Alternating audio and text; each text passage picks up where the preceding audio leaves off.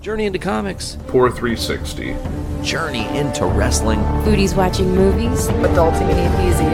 Podcastrophe. Kids for Sale. Voice Survival Podcast. Crucial Tunes. Gallifredio. Brews with Dudes.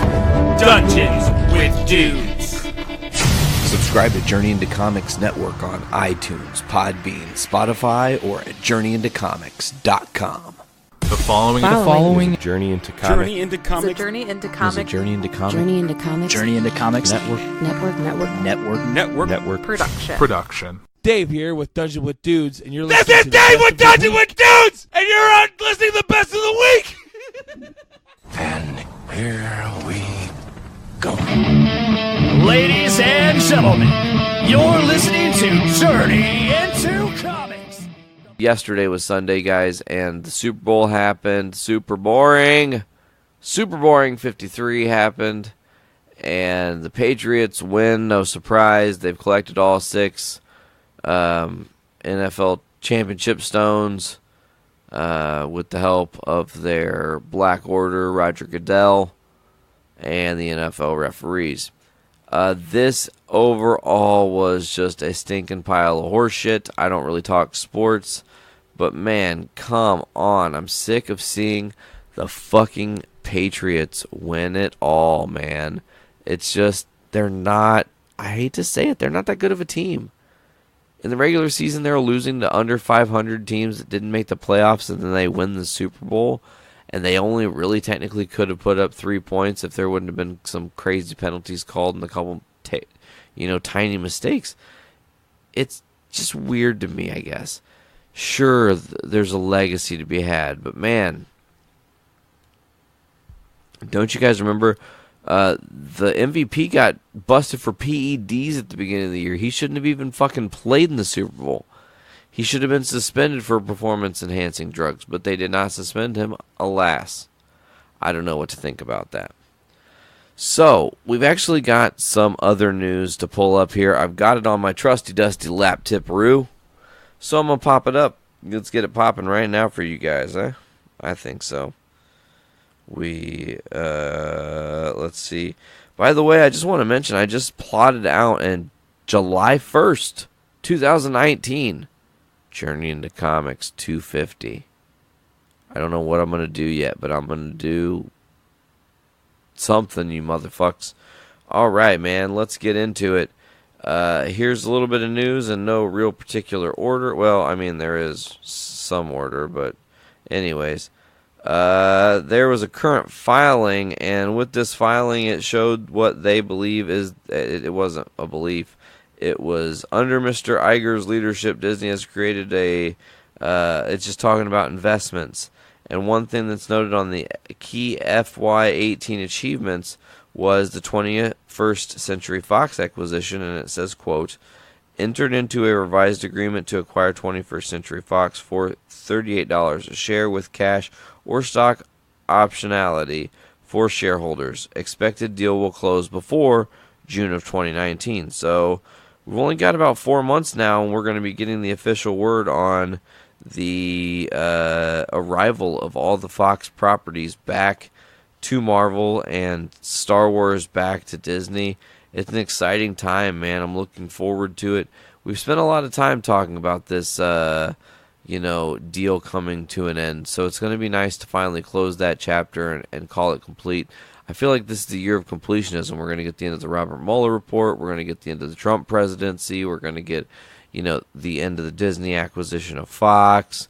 We're going to get the end to fucking world hunger. I hope that last one's true, but there's a lot of things coming to an end this year. So the end of Game of Thrones, fucking the end of the fucking first part of the MCU's creation and the first major overarching story. It's crazy time. Speaking of Marvel and what's going on, they did a thing for Stan Lee celebrating his life. They caught up with Sean Gunn, that's James Gunn's brother, and he pretty much just said, and this is a little bit of a mini tangent with some of the stuff. He pretty much just said, well, my bro is doing Suicide Squad 2 right now, which I'm really excited about, and I know he's really excited about. I don't know what's going on beyond that. I mean, Guardians 3 is going to get made. We're going to make that movie. We'll figure out what happens there. But, everything ends up having a way of working itself out, I think.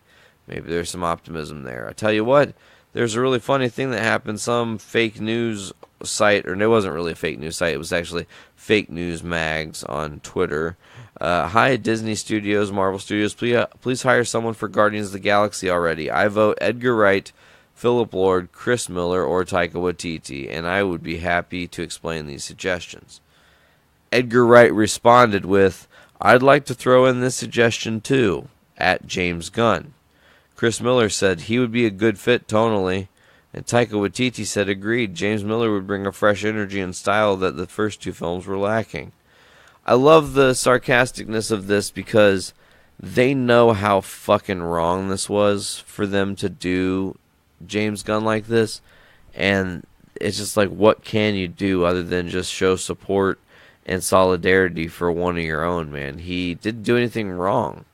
What if that had been Taika Waititi? Do you think people would have abandoned him? I don't think so. I think that Marvel needs to consider what they're doing, and I've said it a million times on this show.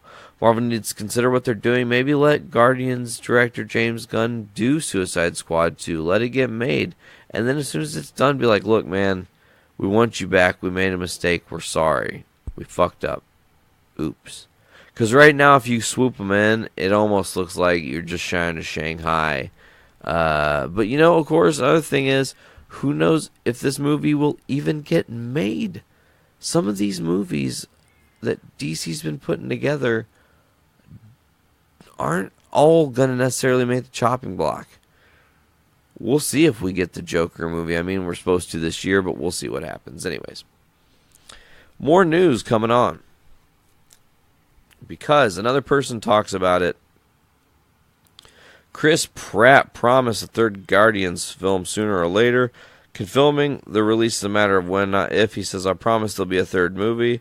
I don't know exactly what that's going to look like, but I know everyone on board is eager to give the fans what they want and wrap up a trilogy in a meaningful way. We're still circling the city of Jericho, I like to say. There's a... Oh, okay. They bring back up the thing that all the actors shared in solidarity. I like to think that James Gunn could get brought back for this, and I think that'd be something that would be very, very, very, very smart. One thing James Gunn created was Xandar, I mean, in the MCU anyways, and some people think that's going to be the key to defeating Thanos. Let's see here. Since there was only one stone gathered off screen, one recent fan theory thinks that it will make its only on-screen appearance in Endgame, and it'll end up being the way that good guys take down Thanos once and for all. Online sharer W2AMIT said the theory thinks that the logo Marvel Studios chose to change up the color for the logo, drawing inspiration from the Power Stone itself. With the theory meaning the Power Stone will be a way to stop Thanos, that means the Avengers will probably need to go back in time before the Estranged Eternal first gathers it. Ooh. So, essentially, what we saw in the first Guardians movie when that first Eternal is holding the staff and destroying that planet, they're going to have to go before then. That's interesting. So, here's what the theory says. It says, first appearing in Guardians of the Galaxy, the stone was transferred into the possession of the Nova Corps on Xandar by the end of the movie. Speaking of the in-canon timeline, the first Guardians film took place somewhere in the year 2014. We know that Thanos waited until the death of Odin, Anthony Hopkins, to begin collecting the stones, which presumably happened sometime in 2017. This gives the Avengers and Guardians a rather large window to go back in time where they know the stone has been kept. Of course, after they get to Xandar, the story completely left to speculation, since we know virtually nothing about the plot of the film. Virtually anything is possible. Should they go to Xandar around 2014 to try to protect the Power Stone, one would think that Thanos would find out somehow and try to get his hand on the first stone a little earlier, which in turn could feature an appearance by Odin arriving to help out. More likely than not, however, those wishing to stop Thanos will time travel to Xandar immediately before he gets the Power Stone. If this were the case, It'd be more than likely be the culmination battle at the end. If they travel back to 2014, it means those killed by Thanos, Gamora, Loki, and those dusted away would be alive again, providing an opportunity for the entire MCU as we know it to converge on Xandar for a screen-busting battle. Oh man, that would be bitchin'. I would like to see it. No. The great question, though, is with the Power Stone not being seen, taken in the first movie, the importance of the Power Stone and Xandar, could we see a Nova come out of this? And I like it. So, apparently there's a previously unannounced Hunter Parrish role in Captain Marvel. Parrish was in Captain Marvel, and the Weeds alum apparently had a rather significant role in the film, at least according to Twitter user The Trouble Dude, an apparent rogue Disney employee that sat in on the screening. So he's one of the best and most important appearances in the movie, Captain Marvel. I can be warned for this. So, man, it could be a Richard Rider. That would be the shit. I'm not really sure, though, folks. Let's talk about it. That's dumb. I don't want to talk about that. I want to talk about the cool thing that happened.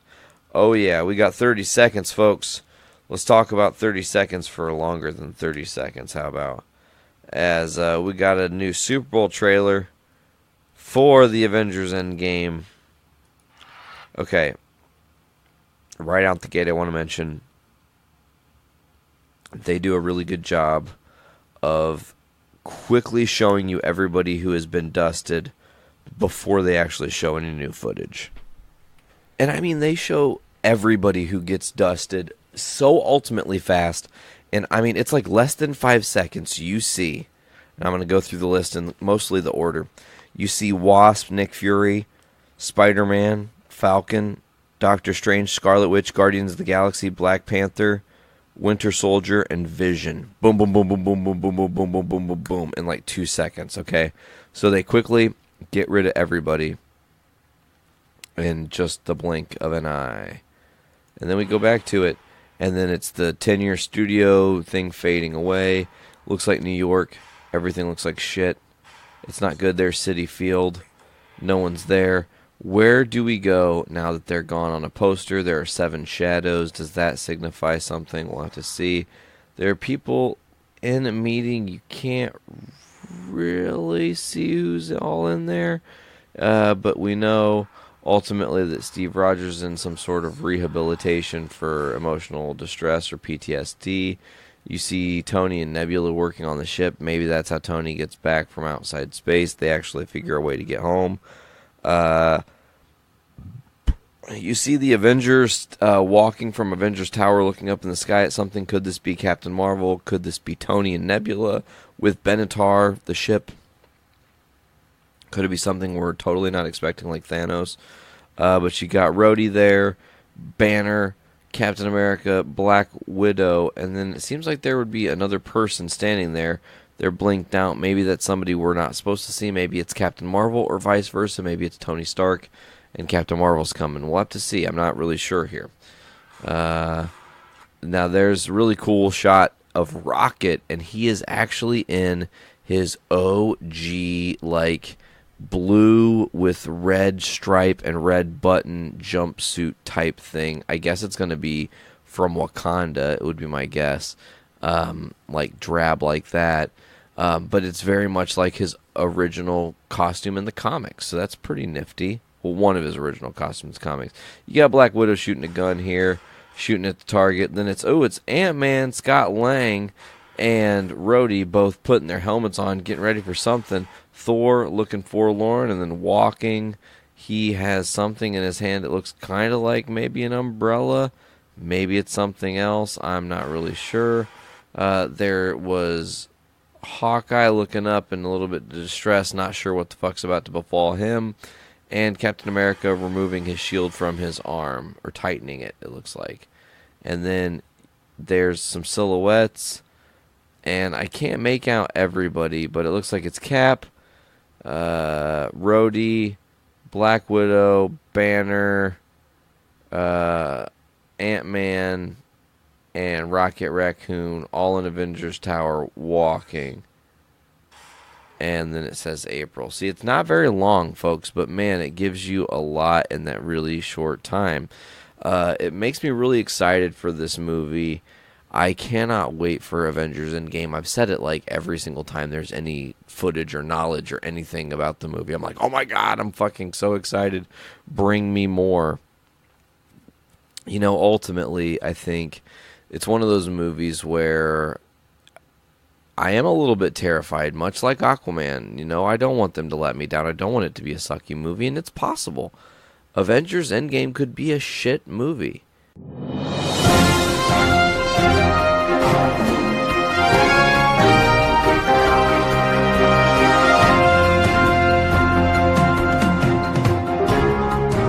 It's been a bit crazy, and that kind of gave me my idea for what I wanted to talk about for this week. So I put a poll up there. I remember the one topic that ended up winning out was on global warming, or is commonly referred to as climate change. Now, it's a pretty divisive topic because in the political sphere and in just the world, there are people who disagree with it. There are people that attribute global warming and then see crazy cold temperatures and say, how can it be global warming if we're getting this? Like the polar vortex, people like, you saw that last week when President Donald Trump tweeted out about the polar vortex hitting the Midwest and saying, where's the global warming? We could use it. Like, because global warming is not really a global warming, it's climate change. It's showing because of the effects of the climate change, it's causing more major weather events like droughts, forest fires, crazy like hurricanes, winter anomalies. It's all of this stuff that's happening. It's kind of like we're getting a mild version of the movie Day After Tomorrow, but I digress. So, like I said, the winner of the poll was global warming or climate change. Both are pretty synonymous with each other. I think climate change is the preferred terminology, but I think everyone still calls it global warming. Remember, former presidential nominee and Vice President Al Gore released An Inconvenient Truth and then an inconvenient sequel, or I can't remember what he actually called it, Truth 2, Electric Boogaloo. I don't remember what he called it, but I've not seen either of those movies, so I can't talk about them. I have no real context. But, so, this is just kind of a summary of what global warming is, and then I'll kind of go into the controversy around it, people who have climate change denial, and then some of the major effects of global warming. And feel free to make your own opinion. This show, like I said, it's always been about learning. I'm finding information. I'm telling you guys. We each can take our own knowledge from this and keep searching out more and see if it either strengthens your feelings. If you disagree with it completely, that's entirely your prerogative. I'm just here to give out some information and see kind of what you guys think. So, this is all kind of from Wikipedia and just stuff I've gathered during my research for this. So, global warming is a long-term rise in the average temperature of the Earth's climate system, an aspect of climate change shown by temperature measurements and by multiple effects of the warming. The term commonly refers to the mainly human-caused observed warming since pre-industrial times and its projected continuation. There was also much earlier periods of global warming. In the modern context of the term, global warming and climate change are commonly used interchangeably, but climate change includes both global warming and its effects, such as changes to precipitation and impacts that differ by region. Many of the observed warming changes since the 1950s are unprecedented in the instrumental temperature record and its historically and paleoclimate proxy records of climate change over thousands to millions of years. In 2013, the Intergovernmental Panel on Climate Change, or the IPCC, Fifth Assessment Report concluded it is extremely likely that human influence has been the dominant cause of the observed warming since the mid-20th century. The largest human influence has been the emission of greenhouse gases such as carbon dioxide, methane, and nitrous oxide. In view of the dominant role of the human activity in causing it, the phenomenon is sometimes called anthropogenic global warming or anthropogenic climate change. Climate model projections summarized in this report indicated that during the 21st century, the global surface temperature is likely to rise a further 0.3 to 1.7 degrees Celsius or 0.5 to 3.1 degrees Fahrenheit to 2.6 to 4.8 C or 4.7 to 8.6 Fahrenheit, depending on the rate of greenhouse gas emissions. These findings have been recognized by the national science academies of the major industrialized nations and are not disputed by any scientific body of national or international standing. Further climate change and associated impacts will differ from region to region. Ongoing and anticipated effects include rising sea levels, changing precipitation, and expansion of deserts and the subtropics. Further warming is expected to be greater over land than over the oceans and greatest in the Arctic, with the continuing retreat of glaciers, permafrost, and sea ice. Other likely known changes include more frequent extreme weather events such as heat waves, droughts, wildfires, heavy rainfall with floods, and heavy snowfall. Ocean acidification and massive extinction of species due to shifting temperature regimes. Effects significant to human include the threat to food security from decreasing crop yields and the abandonment of populated areas due to rising sea levels. Because the climate system has a large inertia and greenhouse gases will remain in the atmosphere for a long time, many of these effects will persist not only for decades or centuries, but tens of thousands of years. Possible societal responses to global warming include mitigation by emission reduction, adaptation to its effects, building system resilience to its effects, and possible future climate engineering. Most countries are part of the United Nations Framework Convention on Climate Change, or the UNFCCC, whose ultimate objective is to prevent dangerous anthropogenic climate change. Parties to the UNFCCC have agreed that deep cuts in emissions are required and that global warming should be limited to well below 2 degrees Fahrenheit, or 2 degrees C, 3.6 degrees Fahrenheit, compared to the pre-industrial levels, with efforts made to limit warming to 1.5 C to 2.7 F. Some scientists call into question climate adaptation feasibility with higher emission scenarios or the 2-degree temperature target. Public reaction to global warming concern about its effects are also increasing. A global 2015 Pew Research Center report showed that a median of 50% to all respondents asked considered a very serious problem. Significant regional differences exist, with Americans and Chinese, whose economies are responsible for the greatest annual CO2 emissions, among the least concerned. Which isn't that surprising. We definitely abuse our fair share of CO2 emissions, and I know there's been... I don't know all the facts here.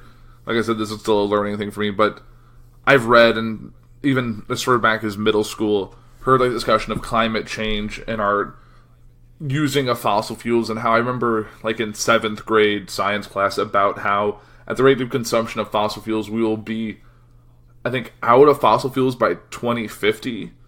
I don't think that's necessarily the case now, because I haven't heard much of it in terms of, like, if anything, gas prices have gone down as supplies have come up, but there's still a finite amount of fossil fuels available, so that's something we'll still have to deal with, and eventually gas prices go up. Like, remember in the movie I Am Legend how gas prices were like $10 or $11 when it did its small future jump about what happened, but that never really happened. Like, it seems like things have shifted slightly, but it was the trajectory we were on, and we know that the Earth will kind of balance itself out. It goes through like ice ages and many major weather events to kind of shift things around, so it could say that we're leading up to another ice age, or who knows what we're doing. Like, you've seen Day After Tomorrow, you know how the major effects of this, and how that can also be mostly movie fiction, but like I said, there's a lot of countries around it, and it's kind of brought up to like the two major industrialized nations, which is China and the United States, both of which are heavily involved. They're large populations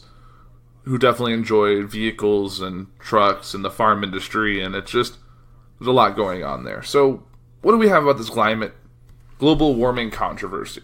So, global warming controversy concerns the public debate over whether global warming is occurring, how much has occurred in modern times, what has caused it, what its effects will be, whether any action should be taken to curb it, and if so, what the action should be. In the scientific literature, there is a strong consensus that global surface temperatures have increased in recent decades, and that the trend is caused by human-induced emissions of greenhouse gases. No scientific body of national or international standing disagrees with this view, though a few organizations with members in extractive industries hold non-committal positions. The country is, by now, political rather than scientific. There's a scientific consensus that climate change is happening and is caused by human activity. Disputes over the key significant facts of global warming are more prevalent in the media than in the scientific literature, where such issues are treated as resolved, and such disputes are more prevalent in the United States than globally. Political and popular debate concerning the existence and causes of climate change includes the reason for the increase seen in the instrumental temperature record, where the weather trends exceeds normal climatic variations, or whether human activities have contributed significantly to it. Scientists have resolved these questions decisively in favor of the view that the current global warming trends exist and is ongoing, that human activity is the cause, and that it, without precedent, is at least 2,000 years. Public disputes that also reflect scientific debate include estimates of how responsive the climate system might be to any given level of greenhouse gases, how climate change will play out at a local and regional scales, and what the consequences of global warming will be. Global warming remains an issue of widespread political debate often split along party lines, political lines, especially in the United States. Many of the issues that are settled within the scientific community, such as human responsibility for global warming, remains the subject of political or economical motivation attempts to downplay, dismiss, or deny them. An ideological phenomenon caused by academics and scientists as climate change denial. The source running for those involved with climate science, both supporting and opposing mainstream scientific positions, have been questioned by both sides. There are also debates about the best policy response to the science, their cost effectiveness, and their urgency. Climate scientists, especially in the United States, have often reported official and oil industry pressure to censor or suppress their work and hide scientific data, with directives not to discuss the subject of public communications. Legal cases regarding global warming, its effects, and measures to reduce it have reached American courts. The fossil fuel lobbies have identified as overly or covertly supporting efforts to undermine or discredit the scientific consensus of global warming. And that's interesting. I mean, it's not all that unsurprising. Like, in the current administration how they've loosened coal mining and fossil fuel emissions. They've really changed all of this and made it easier for the corporations, but that just seems to be the fossil fuel lobby who's just, if there's major restrictions in what they can do, it really hurts their bottom line. So they're going to fight tooth and nail to make sure that they can keep doing what they're doing. And the big thing is around like fossil fuels and greenhouse gases. Now, I'm assuming most of you know what greenhouse gases are, but here's kind of a quick rundown, and I can even throw up a graphic if you like. I can't really show it while I'm podcasting because it's an audio medium. You're not going to see it. But so greenhouse gas is a gas that absorbs and emits radiant energy within the thermal infrared range. Greenhouse gases cause the greenhouse effect. The primary greenhouse gases in the Earth's atmosphere are water vapor, carbon dioxide, methane, nitrous oxide, and ozone. Without greenhouse gases, the average temperature of Earth's surface would be about negative 18 degrees C or 0 degrees Fahrenheit, rather than the present average of 15 C or 59 degrees Fahrenheit. The atmosphere of Venus, Mars, and Titan also contain greenhouse gases. Human activity since the beginning of the Industrial Revolution around 1750 have produced a 40% increase in the atmospheric concentration of carbon dioxide from 280 parts per million in 1750 to 406 parts per million in early 2017. I'm not quite sure how they were able to, in 1750, determine that there was 280 parts per million of CO2 in the atmosphere, but I digress. The industry has occurred despite the uptake of more than half of the emissions by various natural sinks involved in the carbon cycle. The vast majority of anthropogenic carbon dioxide emissions, i.e. emissions produced by human activities, come from the combustion of fossil fuels, principally coal, oil, and natural gas, with additional contributions coming from deforestation, change in land use, soil erosion, and agriculture, including livestock. Like, there's that big thing that you always see about how the amount of cows and other livestock, due to their large quantity and the amount of gas they produce themselves, accounts for a certain amount of the greenhouse gas emissions or something crazy like that. Should greenhouse gas emissions continue at their rate in 2017, Earth's surface temperature could exceed historical values as early as 2047, with potentially harmful effects on ecosystems, biodiversity, and human livelihoods. At current emission rate, temperatures could increase by 2 degrees C, which the nation's IPCC designated as the upper limit to avoid dangerous levels by 2036. So like I said, we're still kind of in the middle of this controversy. There's people that are strongly for it, there's people that deny it. It's a political platform. So here's kind of the history behind this whole controversy. So in the United States, the mass media devoted little coverage to global warming until the drought of 1988, and James E. Hansen's testimony to the Senate, which explicitly attributed the anomaly hot weather plaguing our nation to global warming. The British press also changed its coverage at the end of 1988, following a speech by Margaret Thatcher to the Royal Society advocating action against human-induced climate change. According to Annabella Carvalho, an academic analyst, Thatcher's appropriation of the risk of climate change to promote nuclear power in the context of the dismantling of the coal industry following the 1984-85 miners' strike was one reason for the change in public disclosure. At the same time, environmental organizations and political oppositions were demanding solutions that contrasted with the government's. In May 2013, Charles, Prince of Wales, took a strong stance criticizing both climate change deniers and corporate lobbyists by likening the Earth to a dying patient. A scientific hypothesis is tested to absolute destruction, but medicine can't wait. If a doctor sees a child with a fever, he can't wait for endless tests. He has to act on what is there. Red meat, we crave sustenance. Guys, we are not invading my aunt.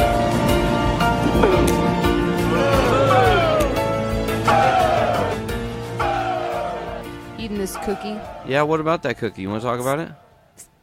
Dang delicious. Can't stop eating it. It's one of those sugar cookies, those fancy ones. Like the ones they make in those videos. Did you take a picture of it? I didn't get that far. V started eating it. She started eating it, and then I was like, I asked if I could have some. Well, you brought it to me, so yes, you can have a bite. I did bring it to you from my little cafe I work at, and I will be happy to take more pictures and buy you some more cookies. Yeah. Once you break the surface of that like perfect icing on those kind of just cookies, kills it. Those cookies it's over. You have to eat it after that. I'm staring at it, and I was done for. So no, long answer. I did not take a picture of it. I'm so sorry. It went too fast. Well, No, it's a it's beautiful almost done. heart-shaped cookie. We're making them for Valentine's Day. It had edible glitter and everything. Tiny little roses. Aw. And polka dots. You'll have to imagine it, How cute. audience. I'll take a picture and post it on our Instagram when I go back to work. Good call. Oh, yeah, you'll see more. Yeah. She's making all different kinds for Valentine's Day. Well, there She you makes go. some beautiful ones. You can check out her cookies at the Cookie Bake Shop, I think it is, and Gold Star Cafe and Catering on Facebook. Cheap plug, nice. Yeah, I I love wanna it. do what I can. Hey V, I gotta ask you a question. What was up with that intro today? Oh, well, nice segue.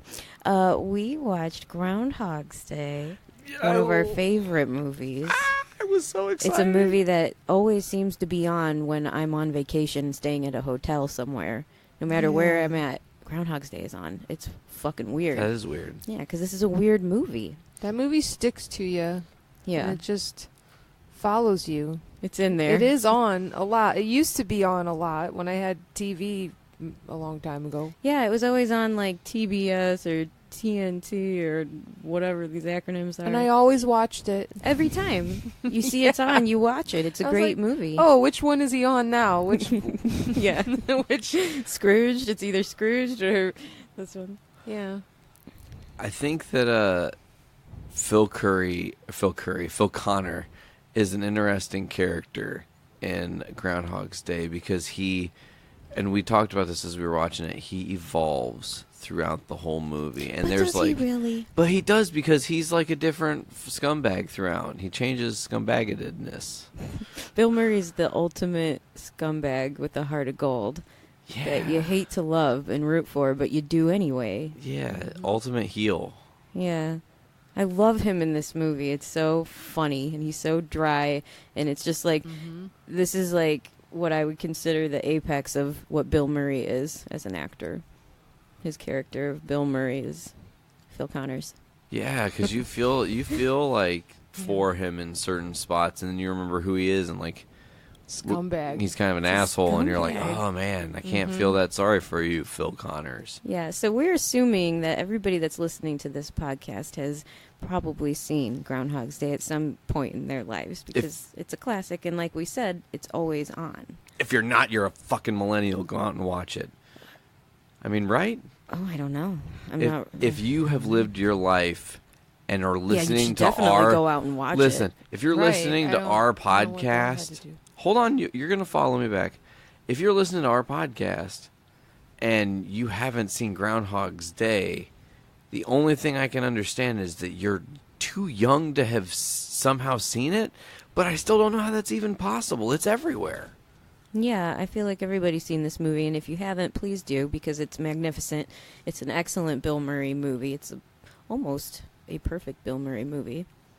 Yes, we're quite the Bill Murray apologists, I must say. Go, watch, spread the word. The Gospel of Bill Murray. Yeah. There's a new Bill Murray thing on Netflix that I haven't watched. Oh, Sarah, didn't you watch that? Did you watch it? The Bill Murray thing? Oh, that's like about, he's kind of like a legend. That's about all his legend stories. I want to see it. It looked hilarious. You know what? It's so good. You know, hilarious, maybe, but like, it's just good. It's about him and like stuff that he does that's random, and I don't even want to spoil it. I don't even want to talk about it. Okay. We just need to watch it. That's on the list. Okay, that'll be. I forgot about it. You just made the list. What if was I it remember called? right, I don't even remember what it was called. I watched it either right after I had my tooth pulled or something else. I was like by myself. Weren't you sick? Was that when you were sick? Or something? It might have been. I think I might have been sick. It was a rough winter. Yeah, but I just thought I'm just gonna watch this because Bill Murray. Yeah, I forgot what it was called. It's called the Bill Murray Stories: Life Lessons Learned from a Mythical Man.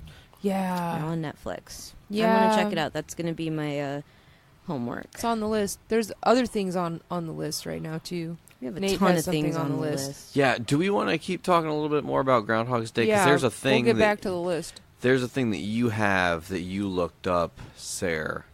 Do we want to talk about that now? This crazy theory or couple theories? Because I got a little. Well, for the people that have not seen Groundhog Day or Groundhog's Day, it's plural? Yes, Groundhog's Day.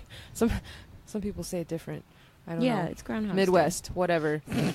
Anyway. Do you want to give like a very brief synopsis of this movie, because it can be summed up fairly quickly? Oh, wait a minute. I'm looking at it. It is Groundhog Day. See, okay. There's no S. It is Groundhog Day. Okay, quick synopsis. So, Phil Connor is a reporter. He goes to Puxsutawney to go to Groundhog's Day to celebrate with Their annual Groundhog Day festival. Yeah, with Puxsutawney Phil, going to see a shadow or not. And he lives his first day, goes to bed, and wakes up the next morning to live the exact same day over again. It's the OG Edge of Tomorrow. It literally, he just keeps reliving the same day over and over and over. He kind of starts to take advantage of this. He starts to learn the world as how it's working around him and work it to his advantage.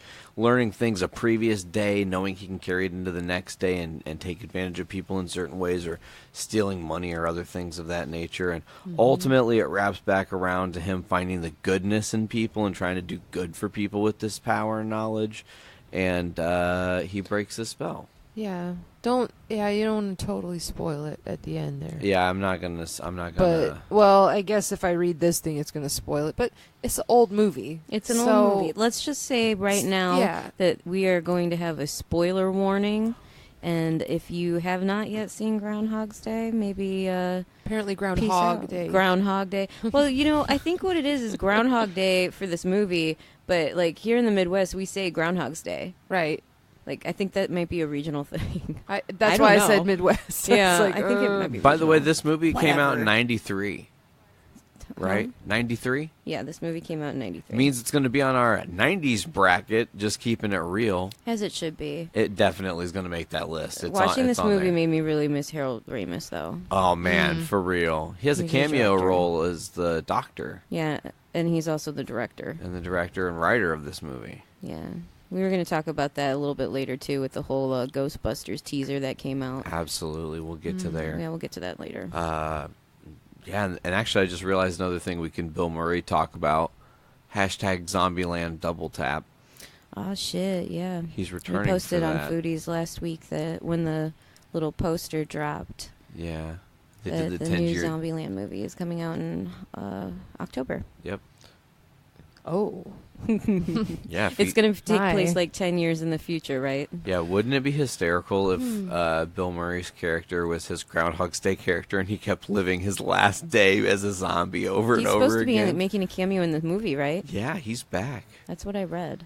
Yeah, I think Dan Maybe he Aykroyd comes back as well. as a zombie, a real zombie. Oh, that'd be great. Maybe he's like their pet or something. I don't know. Like Michonne's pets. Yeah, what the hell were we talking about? Groundhog Day? Correct. And Sarah has a theory. Oh, yeah, this was nuts. This totally changed the way I thought about this movie while I was watching it. Because I was like, why don't you just tell me this theory, on the podcast when we're talking about it later? And she's like, I don't know. You've seen this movie a million times. I kind of want you to just watch it through this lens and see what you think. And I kind of am glad that I did. Yeah, it's weird. That's right. That's why we did the whole spoilers alert thing. Yeah, I'm hoping that it's not going to be...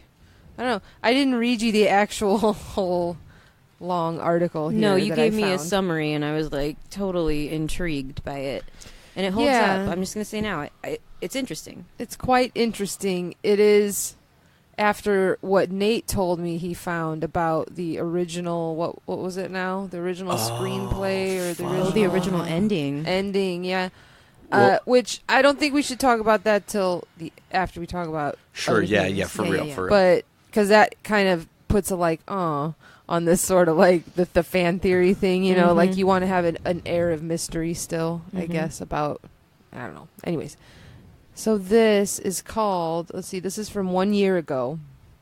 It's from a website called Shortlist. I don't know what that is, but it says this Groundhog Day fan theory might change how you see the film forever. Whoa, it kind of did. It wants to be clickbait. But I'm going to read this now. Okay. Here's what you probably know about Groundhog Day. It's a seminal early 90s comedy. It stars Bill Murray as grouchy Pittsburgh weatherman Phil Connors, reluctantly sent to cover a yearly groundhog tradition in the small town of Punxsutawney, where he finds himself doomed to repeat the same day over and over and over again.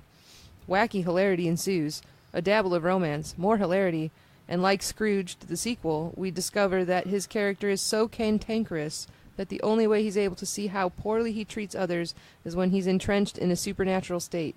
It's uplifting, melancholic, clever, and brilliant. There's your synopsis. Well, here comes something you probably didn't know, and it could just alter your take on this classic film forever. To begin with, it's important to assess the events that transpired toward the end of Phil's first day. Unable to get back to Pittsburgh when a massive blizzard even the city's sharpest weatherman couldn't foresee, punctuation, brings traffic to a snowy standstill, Phil, chattering and dressed in a little more than a shirt, stands on a highway remonstrating with a state official who informs him it's a no-go. Later back in town, we see Phil drowning his sorrows at the bar, joined briefly by his co-workers, who naturally he dismisses. Afterwards, he finishes his pitiful night off with an excruciatingly cold shower. We know he's in discomfort from the close-up of him scrambling for the taps, and another shot from outside the curtain. I've tried not to laugh. Showing him fumbling madly inside. The camera then cuts to him wandering down the corridor in chilly distress. Cut to the next scene. Black tiles whirl from 5:59 a.m. to 6 a.m. Sonny and Cher's I Got You Babe blares out the alarm's tinny speakers, and we're left to assume it's a direct repeat of the previous day, with our man clueless that he's stuck in limbo. The trouble is, Phil's dead. Well, at any rate, he's dying, never to return to mortality and scold another colleague again. We didn't get to see him get into bed. We didn't get to see him setting that iconic alarm, just wandering the corridors of that quaint bed and breakfast, grumbling erratically about his cold shower. More erratically than usual, that's because our man slipped backwards after his panicked jump out of the tub, cracked his head, and got a concussion. A concussion which, that's hard to say, coupled with the booze in his system and a possible bout of hypothermia brought about thanks to his highway stunt and that icy shower, it eventually kills him. Shit. Shit got real. They say that when someone dies, the brain keeps going and cells continue to activate while the rest of the body does not. Well, this is exactly that, as Phil's own mind condenses what it feels like as 1,000 years of activity in a little more than a few seconds. That's fucking horrifying. Why else do you think he spends a near eternity meeting and greeting the same odd little characters encountered in the past 24 hours? And so there he lies, skull bashed in, possibly on the floor of his room, his brain replaying all of the day's previous events. From our point of view, Phil's time spent in limbo is 80 to 85 minutes running time, give or take. From his own, it's 10,000 years, that being the amount of time director Harold Ramis said he believed the character was trapped in the ceaseless time loop for. But what if this whole time Ramis knew that this was all in Phil's mind, that a mishmash of electronic signals rushing through his cortex would all but feel like 1,000 years of emotions, but pass in the blink of an eye. But wait, it gets darker still. ... Bum, bum, bum. Holy shit. You look so pleased. Fan theories. One of the most memorable scenes in the film, you may recall, involves Phil bumping into an old acquaintance on his walk into town that first Groundhog Day morning. That man is Ned Ryerson. You know, Ned Ryerson, Needle-Nose Ned. Ned the Head, Case Western High alumnus, who did this whistling belly button trick at the talent show. Got the shingles real bad senior year, almost didn't graduate. Bing! That's him. Bing. Bing. Played by Bing. character actor Steven... Wait, how do you say his name? Tobolowsky? I guess. Tobolowsky, maybe? Tobolowsky. We're gonna fuck the sodomites in the...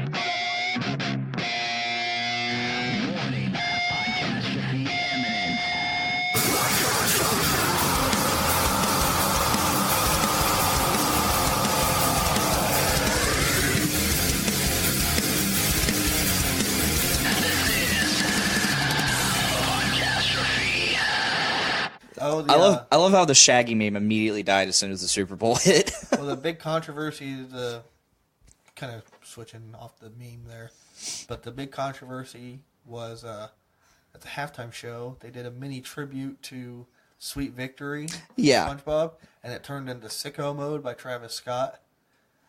And, everybody was super pissed off about it. I was not happy that he came out. And to be matched with Maroon 5, I don't know. I was not. Well, they've had a couple songs together. Who is it?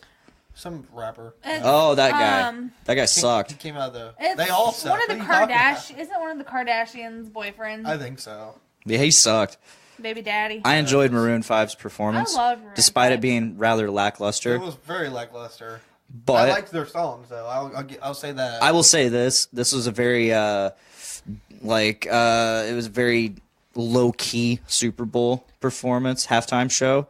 And I kind of dug that because it wasn't over the top. I mean, if I wanted over the top, I'd go back to fucking a couple years back with Katy Perry and Right Shark. Left Shark. It was Left Shark? Okay. Left Shark. Either way, it was one of the Sharks, and he was He was balling. There's nothing meme-worthy from this halftime show. Are you kidding me? Have you not seen all the memes about Adam Levine? Bored super. He's like, bored. I want to see from left side to right side to fucking front to back. Start this print. This is called She Will Be Fucking Loved. Is that the same level as Left Shark? Or you remember when Justin Timberlake went out into the crowd with that kid and they took the selfie together and the kid was like, I don't know what to do. Yeah. I shared one earlier, and it was from this right here. Bored fans and Adam Levine with the shirt lifted up. The Office meme one. Yes. But I mean, there's nothing picture worthy that you can create a meme from this Super Bowl. I'm trying to start a petition, and when I say I'm trying to start a petition, I'm just trying to say this is what I want. I'm just saying. I'm not even going to do it. So everybody always talks about we want Metallica for the halftime show. Metallica's turned them down, I guess, a couple times now. Yeah, because they don't want to pre-record. This is what I want. I want the Foo Fighters. Oh, yes. I would love that. And that'd be hilarious because Dave Grohl is experienced with pre-recorded shows as they did on MTV. Mm-hmm. Well, with that famous performance of Smells Like Teen Spirit. The halftime show is pre-recorded? Yes. All the instrumentation is. I think the vocals are live. Really? Yeah. But my thing is, if you notice, they don't have any wires or anything connected to their guitars and instruments. You can't have wireless guitars? But there's still stuff attached to them. I don't know if that. And wireless systems can be buggy. I just say, give me the Foo Fighters because, A, they're a big enough band to where people are going to recognize them. Oh, yeah. They have enough hits. They're relevant still to this day. And they could put on a cool enough show that's going to give me a rock vibe instead of these stupid pop anthems that we've had for the past 5+ years. Basically, since they decided, all right, we can finally play pop music again because Janet Jackson's nipple's blown over. Like, give me NSYNC and Aerosmith again. That or give me Backstreet Boys next year. Yeah, I'm down for that. I have a question.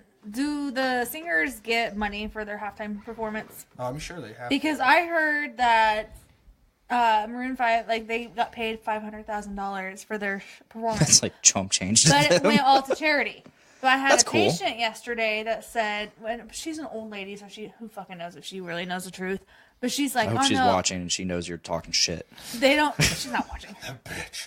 They don't. I posted this in a lot of groups. You don't know. They don't get paid. I doubt she's watching. That they don't get paid, and right now. you know, performing the halftime show is like they're paying them, like because they're getting their name out there. So I didn't know if they get paid. Have their name I out know, there, though. That's but the I thing. don't know if they get paid or not because I saw a thing where Maroon 5 did this for free because they donated all of their stuff to charity. I think they get paid because, like I said, like the people they get to perform the halftime shows, they don't need to get their name out there. They're always like the biggest names that you can find. Not only the old lady that was telling me this because she hates the Patriots, she was pissed about that, but she was telling me that she would rather watch Cardi B perform over Maroon 5. Oh wow. I'm like, and well, the funny thing is, she said that, and then so in my center we have TVs at each of the dialysis stands, and there was a Tiger and Cardi B, and she goes, "Oh, who are they?" And I was like, "That's Cardi B." So you even know who you're saying you'd rather perform. It was funny. Is it Tiger or Tyga? Tyga. Tiger. Tiger. You're so white. Tiger. Yes, I am Caucasian.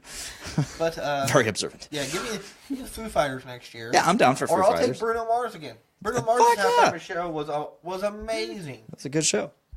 Like he can sing, he can dance. Yeah. He's got a good, number of hits that people enjoy. Yeah. And I'm still convinced he's Michael Jackson's son. So why wouldn't I want to see I'm not convinced, but like I firmly I stand firm with the belief that he is this generation's Michael Jackson. He doesn't have the upbringing that Michael Jackson had. He's not as big as what Michael Jackson was. No, exactly. And no one ever fucking will be. No. But Justin Bieber's the closest thing. Yeah. Honestly. Upbringing and everything. You know, I had a big crush on Michael Jackson growing up. The Smooth Criminal video. Dude, he was popping in that white suit. Oh my God, yes. But Thank you. No, I will till the day I die say Bruno Mars was Michael Jackson or Prince's illegitimate son. Both. Maybe he's both. That's solid. Solid theory. I dig it. I put it out there right now. I dig it. Give me a DNA test. Uh, Put him on an episode of Maury. All they have to do, since MJ does have kids, DNA test them with Bruno. Like I said, I'm sure they have his... Put him on fucking Maury, man. Just put him on Maury with a hologram of Michael. That way, when they're like, Michael, you are the father. the like hologram can fall over in the chair, just like Oh my God. Crotch grab it. Oh no! Matt, I remember in high school you sat and learned the Thriller dance. Yep. Like legit learned. It took me 6 hours. I have danced that plenty of times. I remember when when Michael Jackson died, we had a huge party and we were out in the backyard just blaring Michael Jackson all night. We were all doing the dances, and I remember doing the Thriller dance. But 13 going on 30, they do the Thriller dance. It's wrong though. Is it? Mm-hmm. I watched that music video for like 6 hours straight, learning it. What's wrong about it? What do they do? They do everything in the incorrect order. Yeah, totally. Obviously. Not to steal your thunder. Duh. No, I do love that movie though. Jennifer Garner. I just know this. I just know this whole thing so I don't know it step by step. Oh, he knows it. I used to I know might it. not. So it's been a while, but I can play it right now if you want to go. No, my it's just this where they go back with the claws. I'm too fat to probably do most of it now too. But age. good It old happens. 13 going on 30. I love that movie. Like I said, I have a huge crush on That's like the second time we've talked about this in the movie. Well, yesterday because it's got the Hulk in it. It does. Mark Ruffalo, yeah. My mom, that's my mom's man. Then, because I'll be 30 this year, and he keeps making fun of me. And we went and test drove some new Subarus yesterday, and the guy that went with us is younger than us, and was talking about age, and I said something about, because he said something about 30 being old. I was like, I'm the one that's about to be 30. Like, don't be knocking that. And I was like, 13 going on 30. Have you not seen that? So it's just funny. 2 days in a row. I can't wait to be 30. It's gonna be fun. I want to get I basically want to get 40. That's where I want to get. No. Men age like fine wine. I heard 40's bad. I'm no George Clooney. Ever since Cassius hit me with a shovel. I'm no George Clooney. But I think when I get older, because like I said, I'm hoping to lose weight.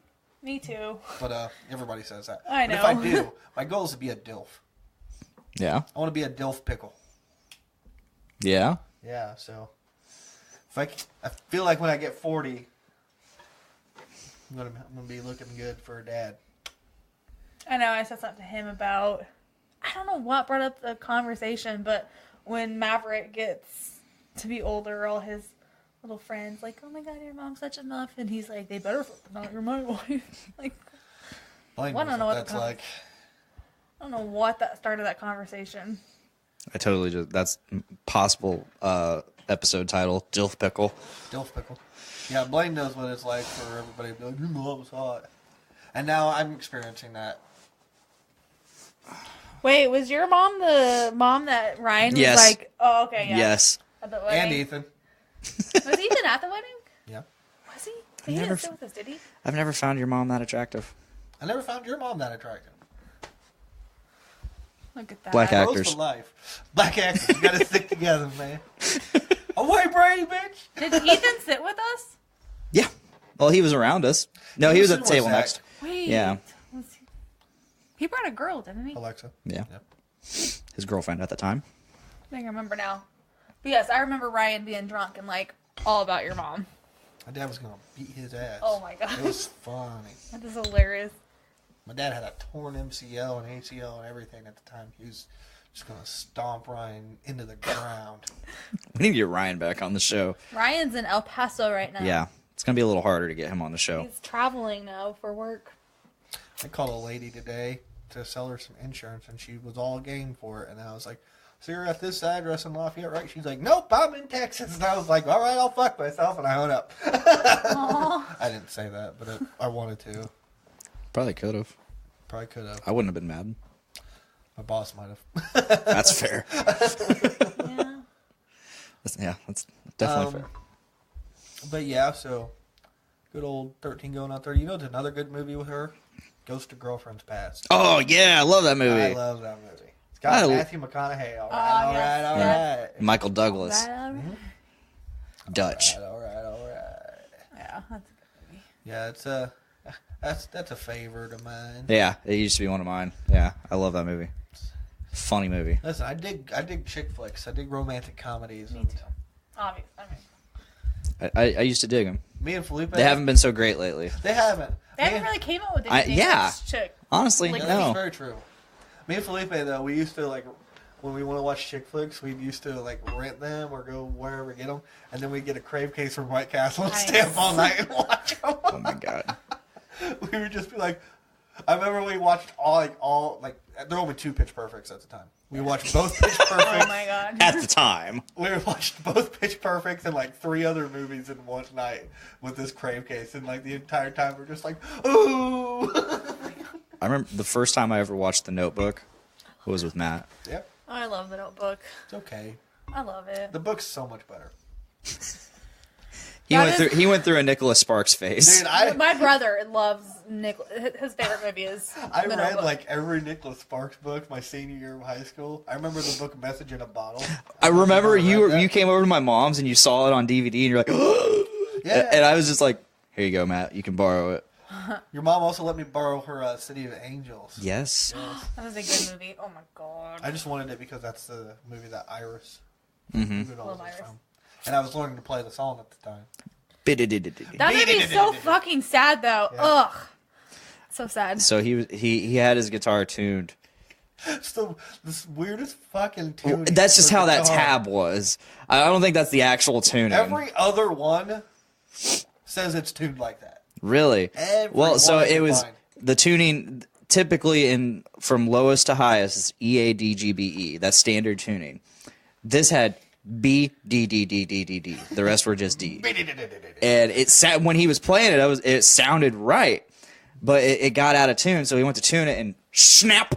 Yep, snap my chords. I was like, no more Iris for me. Yeah, but I love that. Yeah, I went through a Nicholas Sparks phase. I remember in high school I was reading the Message in a Bottle book, and the movie has got Jenny from Forrest Gump and Kevin Costner. Jenny.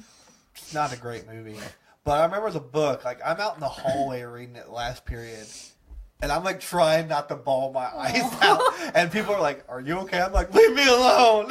No, you know what book made No, you're crying. I'm struggling here. No, in high school we had to read Of Mice and Men. And Book. Yeah, we had to read that one. There was another Lenny's one. my boy. Yep. There was another book. I don't know if you guys had to read it, but we had to read it. It was about. Oh God, I wish I remember what it was called. Something Child about. Called It. No, there was That's a a sad mouse, and they were doing experiments on the mouse, and the guy took the mouse home. Oh my God, I don't know. I don't remember it. I feel like I know what you're talking about. Flowers for Algernon. Maybe. I believe Did they do experiments on mice and? I believe so. Yeah, that sounds like Flowers for Algernon.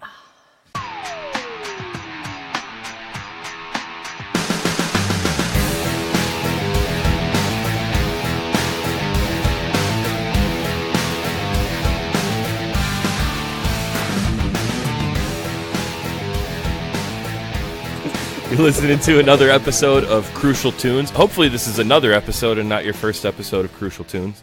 If this is your first episode, welcome. Enjoy the show. This show, we've got so far 2 episodes in the books. 2 episodes are released by the time this one gets released. We did our teaser episode over like Christmas-ish. Yeah, it was Christmas-ish. To recap to recap our top 10 albums of 2018. So you can backtrack and listen to that. And then episode 1, our pilot episode, which actually, if we're being completely honest, we recorded a few months ago. That one dropped on January. If I can remember what it was. That was like our introduction episode when we talked about our favorite albums of all time and blah blah blah. Oh, that was really fun. Actually. Yeah, that was a good. That was a good time. It was a good time. But we recorded that one a while ago just to kind of get a feel for what we were doing. That one is out already by the time you're hearing this one. So full disclosure, we're recording this album. We're recording this album. We are. We're recording this episode in mid-January. It'll probably be February already by the time this one drops. But, due to schedules and everything, we wanted to get this recorded when we can. So that track that you heard at the very beginning, that is a friend of ours. That is his new project. Brian, give a shout out to Brian. Hey, Brian. His new project, Love Lost, and their song Unlovable. You can find them on Bandcamp. I don't think they're on Spotify or anything yet, but you can also find them on Facebook. Check them out. They're just like a old school thrashy, hardcore outfit from Chicago, and it's cool to hear Brian's voice on something. I know. Different. So Brian used to be in a band called Drowning, which if you're from the Chicago area and the hardcore scene, I'm sure you know who Drowning is. Honestly, not even just in the Chicago area. Drowning had huge everywhere. Yeah, Drowning had a pretty good reputation everywhere. So, around the entire world. If you're familiar with Drowning, Brian from Drowning is his new project, Love Lost, and I dig it a lot already. I can't wait to hear the rest of it when it comes out. But if you stay tuned to the end of the track, we'll play the full end of the episode. God damn it. All day with this. All day, I know. It is going to be all day. If you stay tuned to the end of the episode, we'll throw the full track on at the end of the episode so you can hear it. But yeah, shout out to Brian, shout out to Love Lost. Check them out. Good stuff. So on this episode, we just want to dive into some of the new music that's come out in January of 2019. New year, new month, new music. New year, new music. Oh new my year, God. new music. And some good shit though so far. I was gonna say I have a very long list. So I'm not gonna lie. I did not listen to any of these full albums yet. I just kind of bounced around because we just talked about this yesterday about recording and talking about new albums. I didn't have time to listen to all these full albums. Sure. So I bounced around, just picked a few tracks, and from what I heard, there's not much that I'm crazy about so far. I mean, we're like a week or two. I know, right, into the year, so there's a lot of the year to go. But also 2019 has a big ass year to follow because 2018 musically was great. Yeah, great there was year. a ton of bangers in 2018, and that's the thing too. I don't know of any of the albums on my top 10 last year that came out in January. I know Turnstile, which was my number one of the year, came out early in the year, but even that I think was either February or March. Yeah. But January to me has not ever really been a big month for music. Right. Usually they wait until like later in the year to drop all the good stuff. Yeah, because by the end of the year it's been forgotten and it won't make any lists. Right. Which I get. But we'll just rattle off some of the stuff that we've listened to. I guess I'll start because I think my list is a lot longer than yours. Sure. And I'm sure most of the shit on your list is probably also on mine. Okay. Okay. I'm going to start off with something that I just found it today. We were driving like an hour and a half ago. I found this.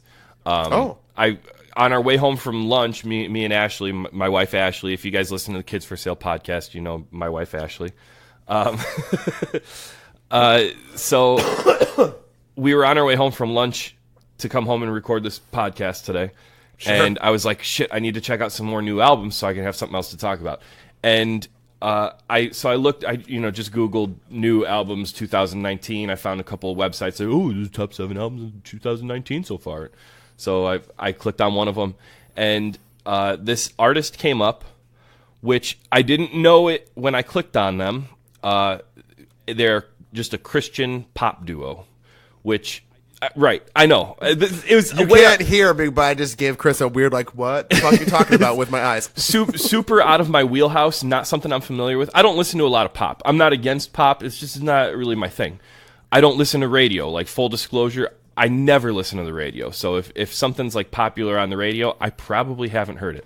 But like I said, I want to be as thorough with this podcast as we can. Okay, so we can talk about Christian pop duo. Yeah, exactly. That's the thing. Like, it was good. There's a lot of good.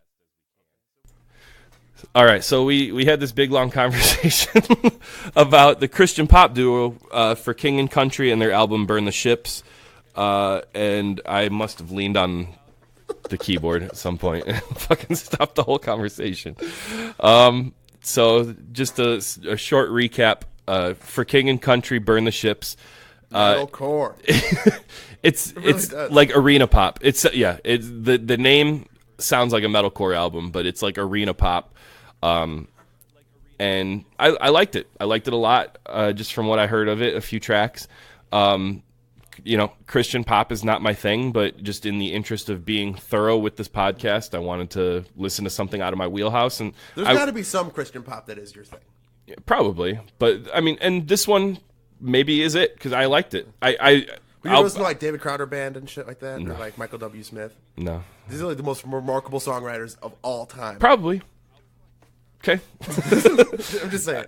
But so my point though, for King and Country, "Burn the Ships" was a good album. From the few tracks that I listened to, I liked it. We talked about 3 more albums after I accidentally turned it off. So we're gonna have to go back and try to have a good conversation about those albums all over again.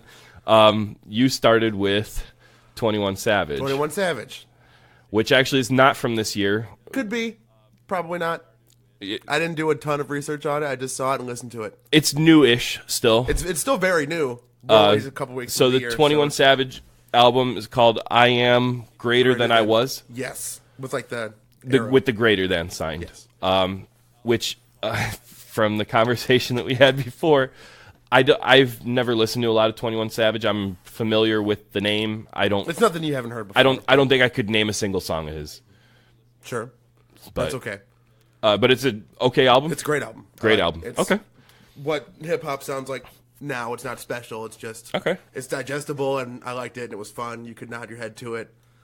I'll check it out. I like a good hip-hop album. I had a couple... Hip-hop. I like a good hip-hop album. I had...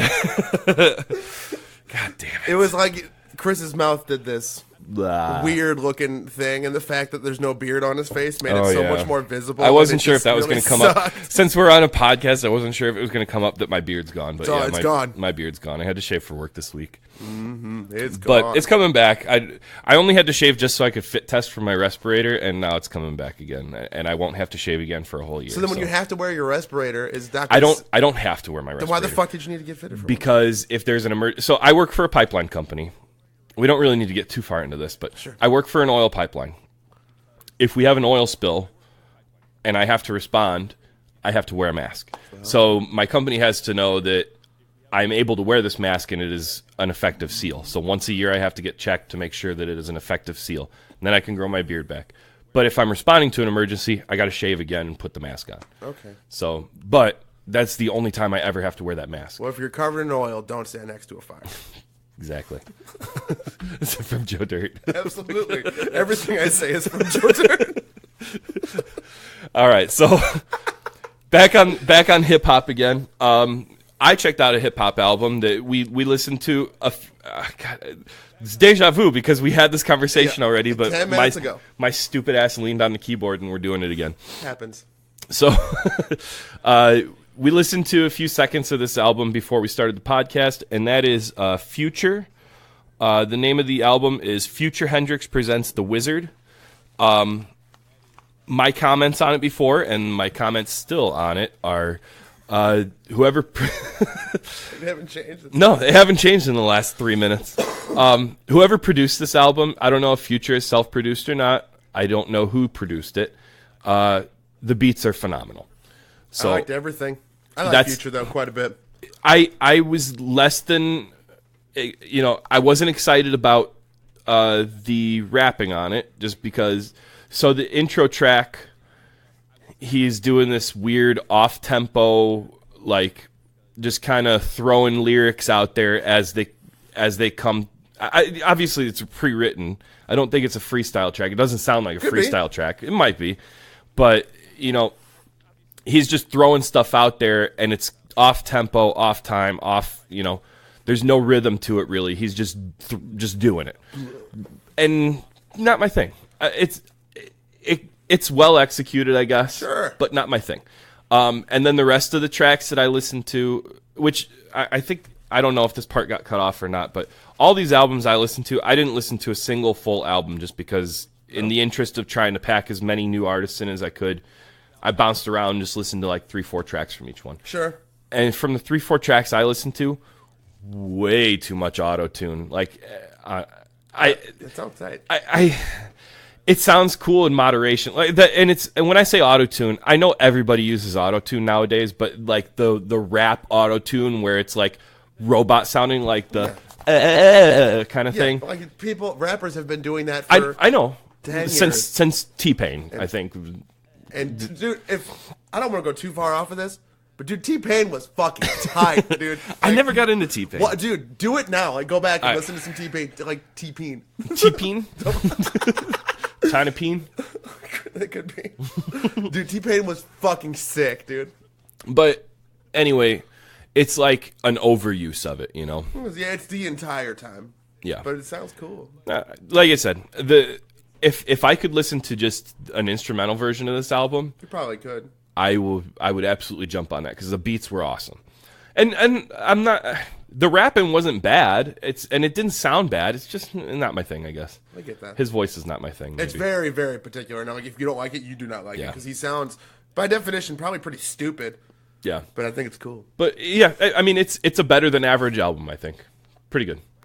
And now we're going back to where we left off when I realized I leaned on the keyboard. Okay. Fever 333. Fever 333, I said was a band in the last take, is a band, like you corrected me already. They are still a band. Something happened like moments ago to them. They released an EP last year that I was in love with. It was great. It was really intense, really like different from anything that was out. It's called Made in America, and it's like we already said in our teaser episode when we talked about it, and like we already said on another podcast that we were guests on, and I've said it a few times. I've said it probably 1,000 times to people, person to person. It sounds like Rage Against the Machine meets Linkin Park, and in like the best way possible. Yeah, it's the guitar. That couldn't really be bad. It could, but it's not. Like if we tried to do that, it would probably suck. It's the guitarist from the Chariot, the drummer from Night Verses, and the singer from Let Live. They're doing this kind of politically driven. I don't know. They're trying to do like a high art project is what they're trying to present it as. Like for instance, they don't play shows; they do demonstrations, kind of thing. Which is, I think that's fucking lame. But. It's lame because it's like, well, what's the difference? Right. And I mean, who are you kidding? You're on fucking Roadrunner Records, man. You're playing the festival circuit, like the open air festival circuit. There's nothing I'm like they have a really specific rider. Yeah. And like whatever. But anyway, so their EP last year I thought was phenomenal. This follow-up, their full-length album, Strength in Numbers, I wasn't too hot on it. You know? I liked it a lot. I listened to it twice today. It's not bad. But I was expecting more. With how high energy that their last release was, I was expecting that energy again, and it feels like it was just kind of like they put all their effort into their last one, and this one was just kind of like, we'll throw another one out there. That's what it felt like to me. And maybe I need to give it another chance. I probably will give it another chance. It was better the second time I listened to it today. Well, I really did like their EP last year, so I'm not just going to give up on this one. I'll check it out again, but my first impression was, it could be better. It's time for Brews with Dudes.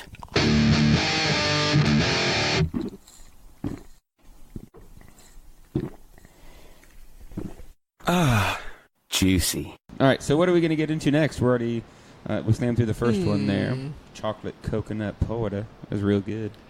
The Enchanted looks like a nice balance with it. I think the Enchanted, that one's going to be probably the most interesting one that you try, just from the standpoint of the green chilies. It actually turned out better than I could have expected, so yeah. All right, well, let's dive Give it a go. in. Let's try it. It's got a lovely color. You can see through this one. That smells really interesting, too. It's got the spiciness in the nose, too. Oh, yeah. This is going to be exciting. All right, let's see what we got. Let's do it. Cheers. Holy shit.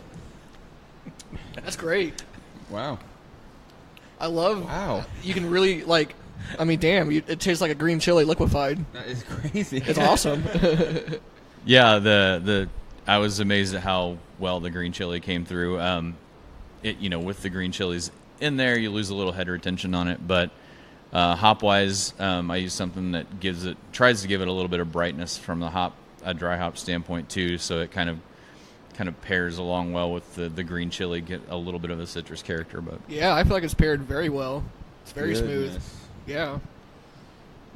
It has damn, it's so weird. I love your lack of words there. The chili comes through more on the nose than it does in the taste, which is interesting. But it's just as there in the taste as well. I mean, you can. It's not spicy in the mouth, I guess. Sure. Is what I'm saying. Yeah, the heat is definitely through the nose, without a doubt. And it's green chilies aren't terribly spicy beer. One of these days, we're going to work with one of our customers who really likes to grow some really, really hot peppers. So he's bugging me all the time about producing a hot beer, so we'll get to that one of these days. That would be awesome. He provides the peppers that go into the Hellfire, right? Hellfire seasoning. Yep. I love that shit. I put that on everything that I can. It's so good. It just sounds like it would tear up my intestines. He needs to bottle it up and then sell it. I say the same thing with that Alabama white sauce. I'm like, you guys need to put that on the shelves. That's what makes Teays a wonderful experience. It's the only place I can get my Alabama white. You don't have Alabama white sauce, Alabama woo? I don't know how to do it. And I haven't tried to replicate it. I'm gonna let the boys in the kitchen do it because they're doing a good job. Let the pros handle it. Yeah, I don't need a knockoff of it. I just want the real thing. So, all right. Well, that was interesting. That was good. Yeah, that was a fun one. And anyone should definitely try to get down here that's going to listen to this. I believe this is going to come out this Saturday. And there's a chance it's Wednesday. There's a chance some of these might survive till the weekend, but we'll definitely. They're going to be busted into, that's for sure. We will have thrown up some stuff on the old Facebook to let people know that they need to get down here and try these now because they will not last. None of them. Speaking of them not lasting, which one are we going to dive into next? After Nick, that, sounds good. I'm sorry, I didn't mean. After that, I would. You might go for a little change of pace and go for something a little bit more on the malty or balanced side. So maybe the Sledgehammer. Yep, that's a great idea. Thank you. You're very welcome. How am I going to describe the color of this one? You can't see through it. It's. Oh no! From the description that I saw earlier, it's an English ale. I mean, this is typically. I mean, this is like exactly what an English ale looks like. It's very cloudy. It's. Yeah, it's an English strong ale. English strong ale. Okay. So yeah, so it's gonna feature those malts, but then go ahead and have a little bit of bite to it too. And then it rings in at 7-ish%, a little over 7, I believe. That's what I saw. Like I said, listed at 7%. I believe this was our lunch beer. It was our lunch beer. I think we opened with that. It was delicious. Yep. I do need a reminder though. So cheers. Yeah. Nope. Still delicious. Definitely malty. Definitely maltier. Yes. Than everything else that we've been having so far. Working your way through all that English yeast. Well, I mean, I think as far as the yeast character on this, I think it's a little more subdued than some. I actually switched up my yeast a little bit, and this one doesn't have quite the English yeast character as the previous English strain I used. So I think it's a little more subdued than some of our English beers of the past. It's sweet. Yeah, I appreciate the like the caramel or toffee notes. I love it. It's very good. Thank you. Man, I was thinking we were just going to take a couple sips of each of these and move on. But I know, but we're going down so easy. We're slamming it. We'll finish it. Good thing I limited the size pour to the sampler sizes versus the 8-ounces. Yeah, huh? that would have been troublesome. Yeah. We wouldn't have been getting out of here in a timely fashion. No, sir. No, the thing about, and I guess this is just my own personal thing, but like it seems like a lot of our maltier styles and just the trend like isn't towards maltier beers, and which is unfortunate because there are a lot of really great malty style beers out there, but usually it's lighter and then your IPAs and things like that. But there are a lot of great malty beers that people have yet to discover just because. You know, they haven't got there yet. They're not there or on their journey. Especially right. with the latest trend, I guess you could say, which has been like IPAs and the like, and craft beer. I mean, it's all just people are starting to get on their own routine there, and So I mean, it'd be nice. You know, we'll always have here a good representation of some malty styles too, even though we might not go through them as quickly. You know, for me personally, it's something that hopefully we can lead the crusade and the trends will start swinging around that way at some point. Oh yeah, for sure. And I'm sure from a different standpoint, you want a little bit of each style of beer to appeal to all the different types of people that do come by. 'Cause, I mean, that's just the name of the game. Absolutely. I feel like in terms of places that you can get beer around here, I think that's what makes Teays stand out is that you guys have got a little bit of everything going all over the place. Hands down. It's definitely gotten me to understand different styles that I like more. Like, I might not have known the difference necessarily between stouts and porters per se, or between the different, like, Scottish styles and browns, and you just, it's hard to distinguish that when you're not able to have them all in a setting where you can just try a little bit of it instead of drinking a 12 ounce of something that you don't necessarily know or like that much. Yeah. Get yourself in on it, kind of. Yeah. Wean yourself onto it. That's not the word. You wean off. How do you get on? Do you wean gotta on? ease yourself in. Ease yourself in. There you go. There we go. All right. So we just finished the sledgehammer. Yeah. So we still got the Comet. That's the IPA. The Comet is it's a smash IPA with Comet hops. What's that last? The IPL?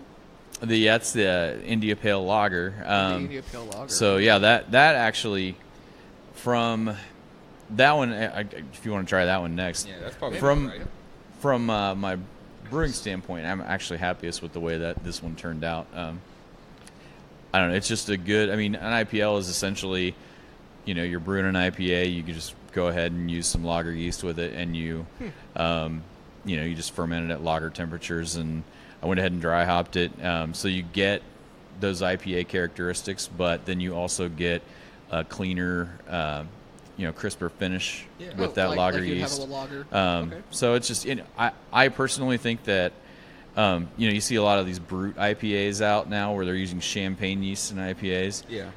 I mean, the IPLs have been out a while, and I think that your brute's just kind of a next step almost. Yeah. Where you kind of go to a little more extreme as far as your fermenting, but yeah. So I don't know.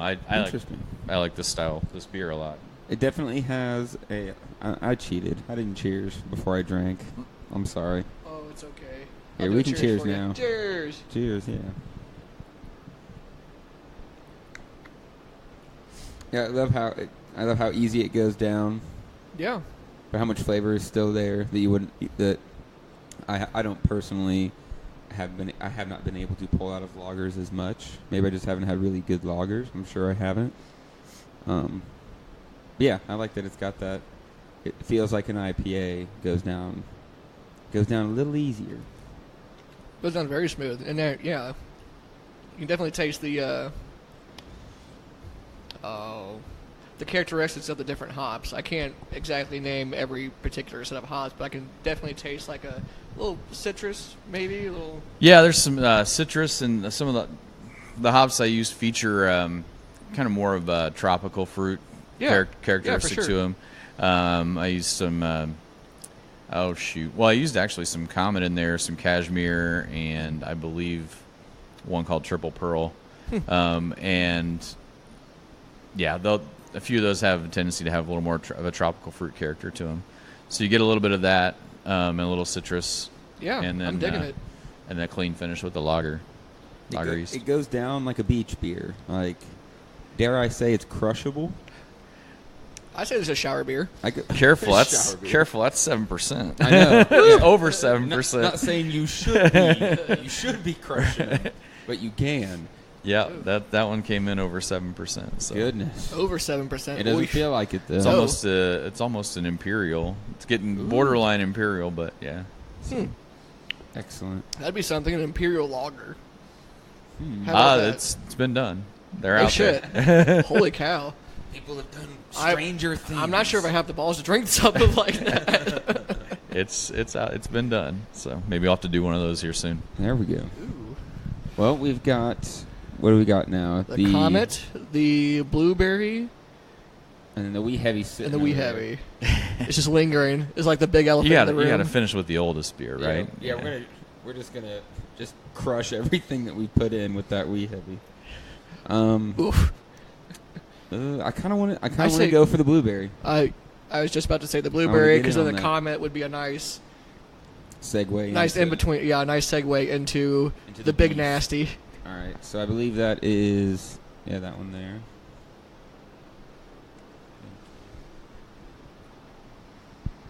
You can definitely smell the blueberry.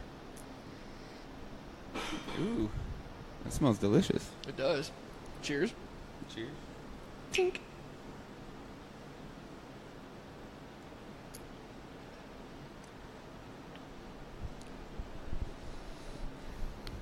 Now, see, that's about right. That's where it's got a lot of. It tastes like a beer, and it's a good beer. And then at the end, you've got that little hint of blueberry, but it's enough. It's a strong enough hint to say that's blueberry. Whereas something like, what's the one? Like I've had like tangerine beers, and it's like I bet there's tangerine in there, but I'm not getting the punch of it. That is delicious. Yeah, I really, really like that.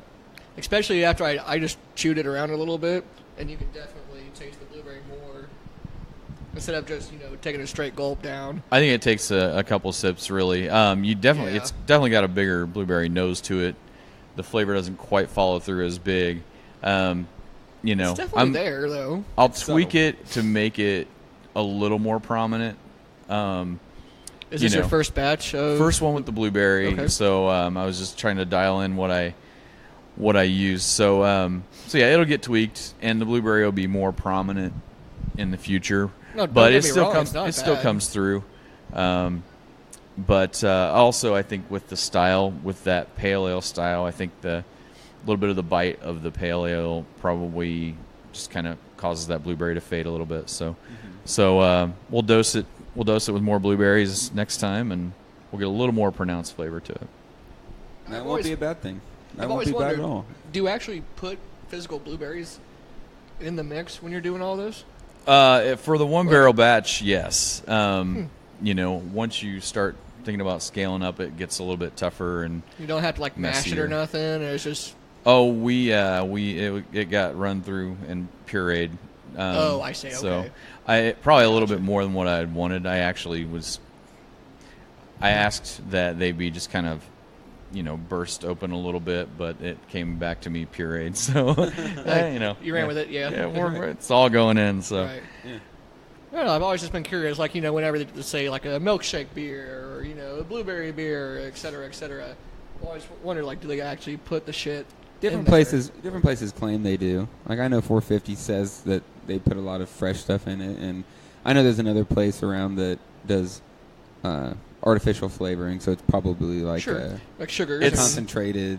Yeah, I mean they're you can get a lot of purees and things like that and extracts, and there are people that have a refined enough palate that will taste it and say, yeah, that's extract, or yeah, that's fresh. Holy cow! Yeah, I know. I'm not one of those myself. That's insane.